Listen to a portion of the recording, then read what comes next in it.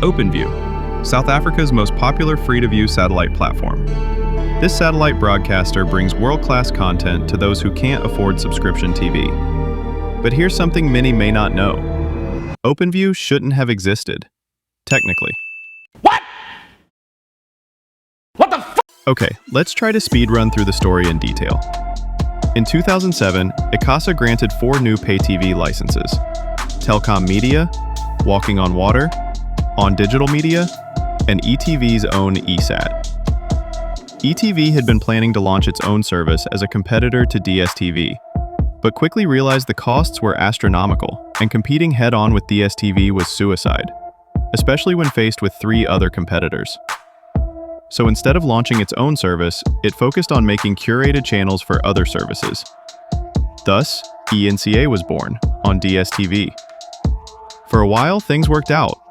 ETV was getting paid for a channel that they produced for their opposition, and wanted it to be the Al Jazeera of Africa.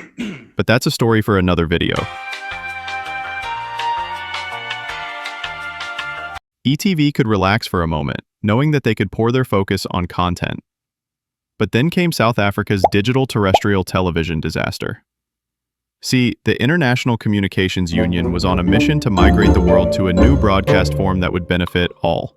DTT was supposed to replace analog signals and give everyone free digital access to television, with clearer sound, picture quality, opening up of bandwidth, and job creation. Instead, it collapsed under corruption, endless court battles, and bureaucratic red tape. But more on that in another video. Anyway, the DTT plan was to gradually cut off all analog signals and seamlessly migrate everyone using an ordinary antenna to a subsidized set-top box that would provide viewers with amazing capabilities. But thanks to poor planning, signals have been cut without warning for many in South Africa, and with a lack of DTT decoders to match.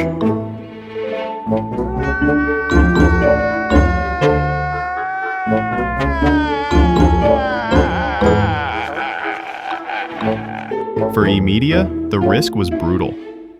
If analog was switched off before DTT was ready, millions of viewers could vanish overnight. They had 2 choices: wait and bleed audience share, or strike while the iron was hot. Thus, in October 2013, eMedia launched OpenView HD under Platco Digital, a free-to-view satellite platform. Consumers will have to buy a set-top box, a decoder, and install it at their homes, and never have to pay subscription again. We are more of a platform company that provide platform services to channels to broadcast their channels in the country, and the channels will make their money from advertising revenues, while OpenView HD makes its revenues from charging the channels for carriage. At launch, OpenView carried about 18 channels, including 4 new ETV branded stations: eCasi Plus, eTunes Plus, eMovies Plus, and eAfrica Plus. It was a gamble. Unlike DSTV, it didn't rely on monthly subscriptions, just a once-off decoder cost and a whole lot of advertising revenue. Back then, an OpenView decoder could set you back $399. The entire kit, including dish and installation, could set you back close to $1,000. Technological advancements in satellite TV meant that they had to keep up, and currently, their latest OV512 model is priced at $799. Still, a one-time payment was cheaper than any ongoing subscription. And because it used IS-20 satellites, the same as DSTV, setup was essentially plug and play. So any DSTV user tired of paying subscriptions could easily switch. Uptake was slow, but eventually in 2017, more than 1 million decoders were activated.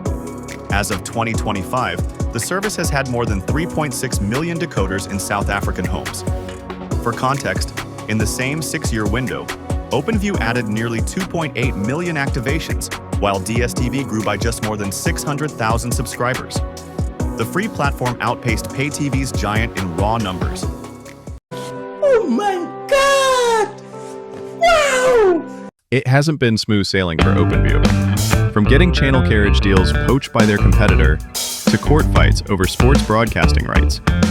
OpenView had always struggled to secure premium sports, and MultiChoice wasn't about to let free rivals nibble at its crown jewels.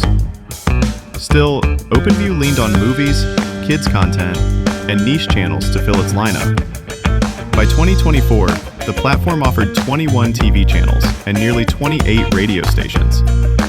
They also tested a paid add-on called UltraView, marketed as a bouquet for extra channels, but it never gained traction and was eventually discontinued. The core free model proved far more powerful. Today, eMedia is tying OpenView to new projects, their free streaming platform, a state-of-the-art virtual studio for content, and ongoing channel expansion.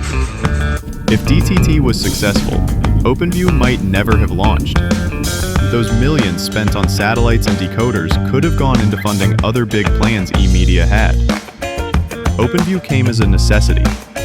Without it, ETV itself might have collapsed under dwindling analog audiences. The platform became its lifeline. OpenView kept ETV alive, gave millions of homes access to free, informative, and entertaining content, and ensured that South Africa didn't lose an entire audience to policy failure. Unfortunately, it couldn't save us from watching Anaconda on repeat for the umpteenth time. But that's a story for another video.